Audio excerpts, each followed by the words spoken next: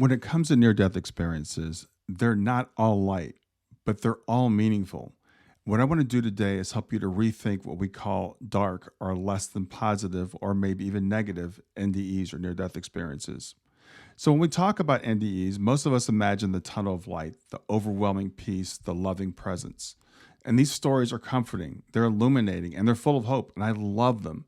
But there's another side to this realm of human experience that we don't talk about as often, and it's the so called dark or less than positive NDEs. Now, to be clear, they are also the minority of NDEs, making up probably around 5% of near death experiences. Now, I hate to use the term negative because it implies something bad, something to fear or to reject. But what if these difficult, even harrowing experiences are just as meaningful? What if they too are here to teach us? And I believe they are.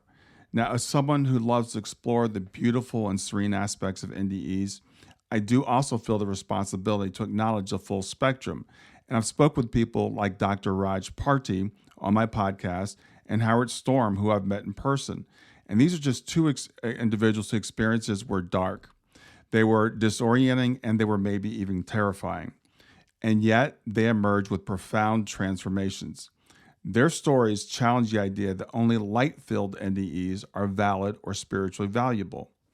Now, one consistent pattern remains that I've seen from all the dark NDEs that I've studied, whether personally speaking with someone or studying otherwise. And that's the moment that someone in a dark NDE reaches out for help, they are rescued. The suffering doesn't continue indefinitely. That in itself debunks the notion of an eternal hell. If someone was destined to fall forever, for example, they wouldn't be here to tell us about it. And I remember hearing about a woman who described falling endlessly in the darkness, convinced that it would last forever. Yet here she is now sharing her story. That fact alone calls into question the permanence of such realms.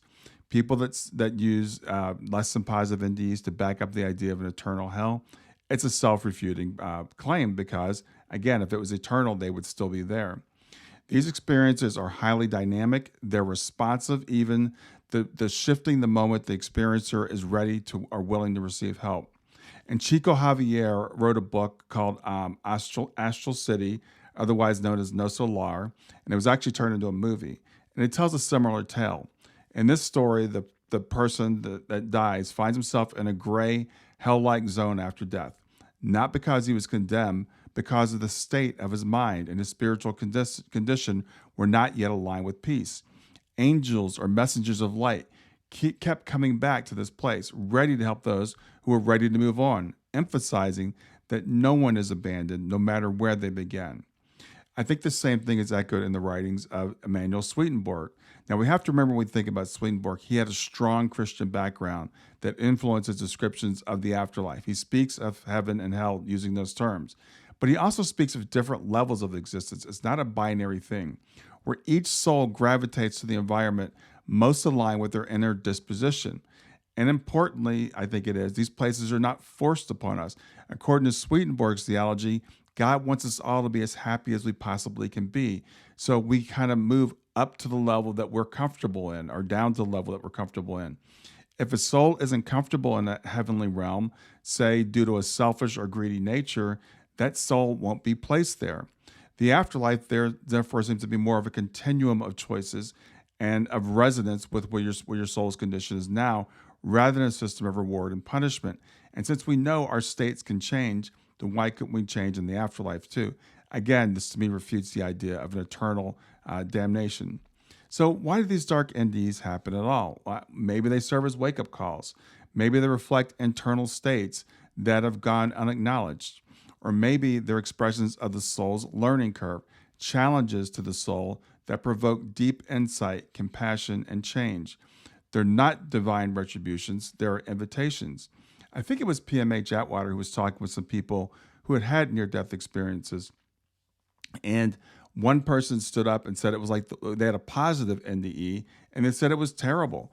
When they came back, they struggled later to reconcile the beauty that they experienced with the pain and the mundane aspect of everyday life. And some NDE experiences do report this after having a very, quote, positive experience. On the other hand, someone who's had a harrowing NDE came back with renewed direction, with humility, and with a fierce desire to live more fully and to live more kindly. It defies our expectations, but it reinforces this important truth.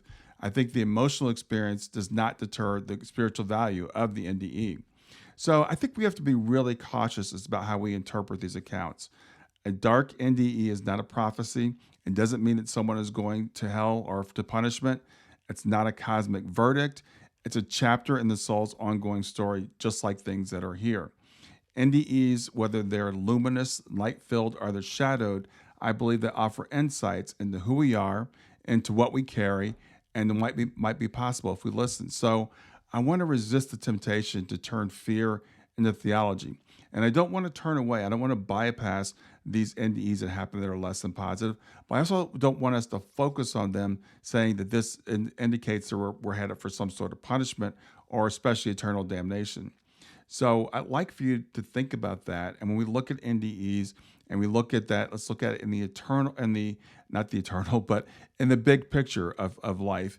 And let's not just take one little thing and focus on the negative. Hope this helps. Have a great day.